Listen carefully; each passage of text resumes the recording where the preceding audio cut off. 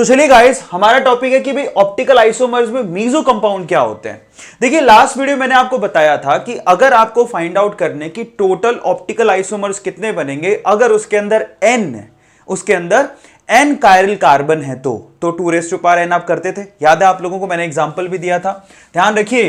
If there is n stereo centres, उसको stereo centre भी कहते हैं, ठीक है। If there is n stereo centre और we can say n chiral carbon, ठीक है, n कायरल कार्बन, तो आप उसके देन लिख देता हूं, तो आप उसके ऑप्टिकल आइसोमर्स कैसे निकालते थे? देन द ऑप्टिकल आइसोमर्स वो कितने निकलेंगे? 2n। लेकिन यहां पर भी एक ट्विस्ट है, बहुत ही मजेदार ट्विस्ट है। देखिए, कोई जरूरी नहीं है। देखिए, इसलिए मैंने आपसे कहा था कि हर जगह कोई ना कोई एक्सेप्शन तो होता ही है, क्लियर होता है सब लोगों को। और यहां पर भी एक एक्सेप्शन है, इसी को हम लोग मीजो कंपाउंड कहेंगे। जरा ध्यान से उसको देखो। क्या, मैं एग्जांपल लेता हूं जिससे आपको आसानी समझ में आएगा। यहां पर मैं टार्टरिक एसिड का एग्जांपल लेता हूं और उसको समझाता हूं। टार्टरिक एसिड, ठीक है, टार्टरिक एसिड का एग्जांपल लेता हूं।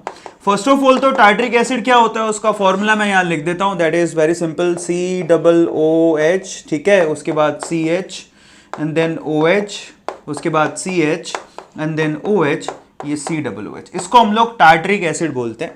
काफी इंपॉर्टेंट एग्जांपल है, ध्यान से इसको देखिएगा। अब यहां पर जरा गौर से देखिए, यहां पर आपके पास दो कायरल सेंटर हैं, चेक कीजिए।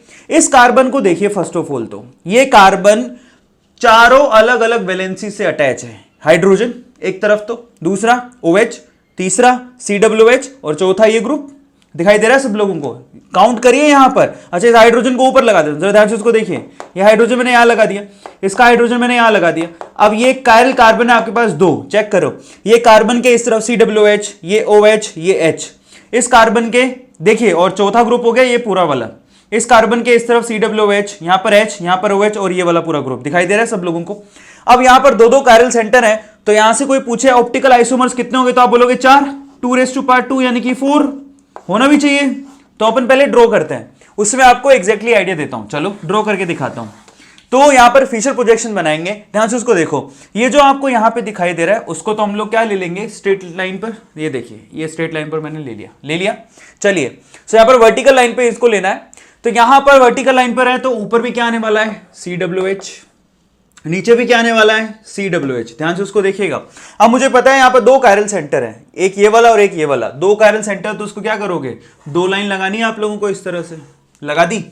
उसके बाद अब देखिए यहां पर वो ग्रुप कौन कौन से हैं, एक हाइड्रोजन और एक हाइड्रोक्सिल ग्रुप। तो देखिए, सपोज कीजिए कि मैंने यहां पर एक बार OH लगा दिया और यहां पर OH लगा दिया, यहां पर H लगा दिया, यहां पर H लगा दिया। ये अरेंजमेंट हो सकता है कि नहीं हो सकता?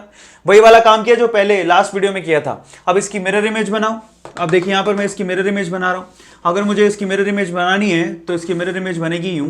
अगेन यहां पर क्या लगाओगे, COOH, यहां पर क्या लगाओगे, COOH, यहां पर क्या लगाओगे, OH, यहां पर H, यहां पर H, यहां पर OH। ये इसकी मिरर इमेज दिखाई दे रहा है सब लोगों को। तो दो तो ये हो गए, और इन दोनों को कंबाइन में से हम लोग क्या बोलते हैं, एनांशियोमर्स। याद होगा, ठीक है, एनांशियोमर्स। ये तो आपको पढ़ा चुका हूं। एनांशियोमर्स क्या होते हैं, एक दूसरे की मिरर इमेज होते हैं और एक दूसरे पे सुपर इंपोज नहीं हो सकते। आप इसको उठाइए, यहां से इसको उठा के एज इट इज इसके ऊपर रखिए, तो ये जो OH वाला ग्रुप है वो इस हाइड्रोजन के ऊपर आ रहा होगा। क्या एक दूसरे को ये सुपर इंपोज किए, नहीं किए। इसका मतलब दो ऑप्टिकल आइसोमर तो आपको यहां दिखाई दे रहे हैं। सबको समझ में आ गया? दो ऑप्टिकल आइसोमर तो आपको दिखाई दे रहे हैं। बेसिकली आप किसी भी वे से यहां पर इसको दो इक्वल पार्ट में डिवाइड नहीं कर सकते। ये ऑप्टिकली एक्टिव है और यहां पर दो कायरल सेंटर हैं। मैं लगा देता हूं, ध्यान से उसको देखिएगा। दिखाई दे रहा है सब लोगों को? तो दो तो बन गए। अगर ये पॉजिटिवली घुमाएगा तो ऑब्वियसली ये कैसे घुमाएगा, नेगेटिवली। दो तो बन गए। अब एक क्या करिए, इन हाइड्रोक्सिल ग्रुप को एक ही तरफ लगाइए। अब देखिए जरा ध्यान से। अब फिर से मैं क्या कर रहा हूं, तीसरा और चौथा बनाने की कोशिश कर रहा हूं। अब मैंने क्या किया, OH ग्रुप को एक ही तरफ लगा दिया। ध्यान से उसको देखिएगा। और ये ऊपर क्या लगाया मैंने, COOH, नीचे क्या लगाया मैंने, COOH, यहां पर क्या लगाया, हाइड्रोजन, यहां पर क्या लगाया, हाइड्रोजन।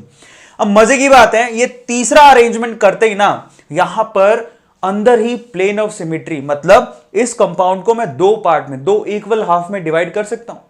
ध्यान से उसको देखो। अगर मैंने यहां से ये प्लेन ऑफ सिमेट्री लिया, तो क्या ये इक्वल दो पार्ट नहीं हो गए? क्या ये दो इक्वल पार्ट में डिवाइड नहीं हो गया? मजे की बात, जैसी अरेंजमेंट में हाइड्रोक्सिल ग्रुप एक तरफ आ गए तो वे इक्वल दो पार्ट में डिवाइड हो गए। देखिए, ऊपर और नीचे वाला दोनों इक्वल दो पार्ट हैं। ध्यान से उसको देखिए। ये भी वैसा ही दिख रहा है जैसे ये दिख रहा है, जबकि ऐसा नहीं था। क्लियर होता है? यहां पर ये दो इक्वल पार्ट नहीं थे, यहां पर OH और H था, दिखाई दे रहा है सब लोगों को? तो जैसे ही इंटरनल कंपनसेशन बोलते हैं इसको, जैसे ही यहां पर प्लेन ऑफ सिमेट्री आपको दिखाई दी, इसका मतलब ये जो कंपाउंड है बेसिकली वो ऑप्टिकली एक्टिव नहीं है, इसी को हम बोलते हैं मीजो कंपाउंड। बहुत इंपॉर्टेंट है। अब इसकी मिरर इमेज और ये सेम ही होगा, क्लियर होता है सब लोगों को? तो जहां पर आपको दो इक्वल हाफ दिखाई दे जाएं, ध्यान से समझिएगा इसको, जहां पर आप जिस कंपाउंड में आप दो इक्वल हाफ में उसको डिवाइड कर सकते हो, इसका मतलब वो ऑप्टिकली एक्टिव नहीं होता है। This is not an optically active compound, not an optically active compound. बहुत इंपॉर्टेंट है, ध्यान से इसको देखो, ठीक है? अब ये पार्ट तो उसी का है, सिर्फ 3D अरेंजमेंट अलग हो गए, इसका मतलब ये ऑप्टिकली एक्टिव नहीं है। मतलब ये है कि अगर ये कायरल सेंटर उसको क्लॉकवाइज डायरेक्शन में घुमा रहा है तो ये उसको एंटी क्लॉकवाइज डायरेक्शन में घुमाएगा, मतलब इंटरनल कंपनसेशन हो गया। इसी को हम लोग क्या बोलते हैं? मीजो कंपाउंड बोलते हैं। क्या बोलते हैं? Mizo compounds, Mizo compounds. Clear होता है सब लोगों को? इसको मैं आपको जब RS नोमेनक्लेचर कराऊंगा तब मैं आपको और सिचुएशन को क्लियर करूंगा कि ये रोटेशन का सेंस क्या है। क्लियर होता है? तो यहां पर ध्यान से उसको देख लीजिए, मीजो कंपाउंड क्या करते हैं? इंटरनल कंपनसेशन कर देते हैं। इंटरनल कंपनसेशन की वजह से, ठीक है, इंटरनल कंपनसेशन की वजह से यहां पर पीपीएल का रोटेशन नहीं होता। मजे की बात देखिए, रेसमिक मिक्सचर में एक्सटर्नल कंपनसेशन की वजह से रोटेशन नहीं होता, जबकि मीजो कंपाउंड में इंटरनल कंपनसेशन की वजह से रोटेशन नहीं पॉसिबल हो पाता। बहुत ही इंपॉर्टेंट है। और यहां पर क्योंकि प्लेन ऑफ सिमेट्री आ गई तो यहां पर ऑप्टिकल एक्टिविटी पॉसिबल नहीं है, मतलब ये पीपीएल को रोटेट नहीं करवाएगा। अगर आपने इसको, इस मीजो कंपाउंड को कंटेनर में भर दिया और यहां से पीपीएल को पास करवाया तो पीपीएल सीधी निकल जाएगी। बहुत इंपॉर्टेंट है, वो पीपीएल सीधी निकल जाएगी। क्लियर हो गया? क्योंकि ये अंदर ही एक दूसरे की मिरर इमेज के जैसे काम कर रहे हैं। इंटरनल कंपनसेशन बोलते हैं इसको। ध्यान से देखिए, ये एक मिरर, इसको मिरर की तरह आप मान के चलो कि ये मिरर है, ये मिरर है, तो देखो इसके ऊपर और इसके नीचे एक दूसरे की मिरर इमेज है। आप उसको ऐसे भी समझ सकते हो। और मिरर इमेज है, मान लीजिए इसको क्लॉकवाइज डायरेक्शन में घुमाएगा तो ये वाली इमेज उसको क्या करेगी? एंटी क्लॉकवाइज डायरेक्शन में घुमाएगी। आप इसको इस तरीके से भी समझ सकते हैं। क्लियर हो गया सब लोगों को? इसलिए यहां पर कहते हैं कि इंटरनल कंपनसेशन हुआ जिससे पीपीएल रोटेट ही नहीं हो पाएगी। इसलिए मैं बोला यहां पर कि क्लॉकवाइज घुमाया तो इसने एंटी क्लॉकवाइज घुमाएगा। इसको मिरर की तरह आप मिरर की तरह इसको मान के देखिए, तो ऊपर वाला और नीचे वाला हिस्सा एक दूसरे की मिरर इमेज के जैसा दिखाई दे रहा है। तो अगर कोई पूछे कि टार्टरिक एसिड के अंदर आपके ऑप्टिकल आइसोमर्स कितने हैं, तो अगेन आपको ना सिर्फ इतना चेक नहीं करना होता कि स्टीरियो सेंटर कितने या कायरल कार्बन कितने हैं, आपको यह भी देखना पड़ता है कि कहीं इंटरनल कंपनसेशन तो नहीं हो रही है। और अगर इंटरनल कंपनसेशन हो रही है तो यहां पर देखिए जरा ध्यान से, यहां पर आइसोमर कोई पूछे तो 3 ही आइसोमर बनेंगे। क्लियर हो गया सब लोगों को? यहां पर पीपीएल को रोटेट नहीं करवा पा रहा है, लेकिन आइसोमर आपको 3 बताने, एक प्लस और एक माइनस और एक मीजो। क्लियर हो गया सब लोगों को? सो यहां पर 3 होंगे, एक प्लस और एक माइनस और एक मीजो कंपाउंड। इसको मीजो कंपाउंड कहते हैं।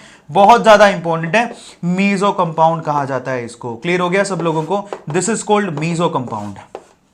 जैसे कि हमने याद करिए, हमने लैक्टिक एसिड के अंदर कहा था कि लैक्टिक प्लस भी हो सकता है, माइनस भी हो सकता है और रेसिमिक मिक्सचर भी हो सकता है। ध्यान से इसको देखिए, कायरल कार्बन तो है ना इसके अंदर। अब कई लोग सवाल पूछेंगे सर पीपीएल को घुमा नहीं रहा तो इसको काउंट क्यों कर रहे हैं? काउंट तो आपने रेसिमिक मिक्सचर को भी किया था। याद करिए, लास्ट वीडियो में आप कहा था लैक्टिक एसिड 3 तरह के हैं, एक प्लस और एक माइनस और एक प्लस माइनस दोनों।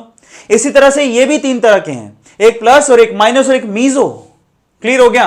तो यहां पर कोई आपसे सवाल पूछेगा कि बताइए कि यहां पर आइसोमर कितने बनेंगे टार्टरिक एसिड में, तो 3। अदरवाइज 2,3 डाई ब्रोमो पेंटेन में कितने बन रहे थे? 4।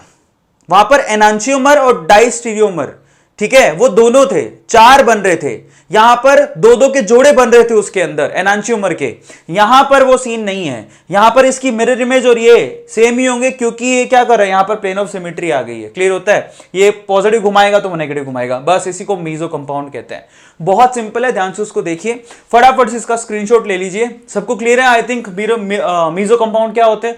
तो यहां पर मीजो कंपाउंड के साथ हमने ऑप्टिकल आइसोमरिज्म खत्म कर लिया। अब अपने सवाल करिए बैठ के, और बस आपको 2n का फॉर्मूला तो इस्तेमाल करना है, लेकिन साथ में यह भी देखना कि इंटरनल कंपनसेशन तो नहीं हो रहा है। क्लियर हो गया सब लोगों को? सो गाइस, यहां पर ऑप्टिकल एक्टिविटी खत्म हो गई। जल्दी मैं नया चैप्टर शुरू करने वाला हूं, और आज को मैंने प्रॉमिस किया था कि मैं 4 वीडियो डालूंगा, तो ये 4th वीडियो है।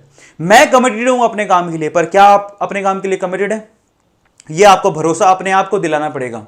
ध्यान रखिए, एक एक वीडियो जो डाल रहा हूं ना वो 12th के पॉइंट ऑफ व्यू से इंपॉर्टेंट है। जिसने भी नहीं देखी है इसका मतलब अपना ही आप नुकसान कर रहे हैं, ये ध्यान रखिएगा आप लोग।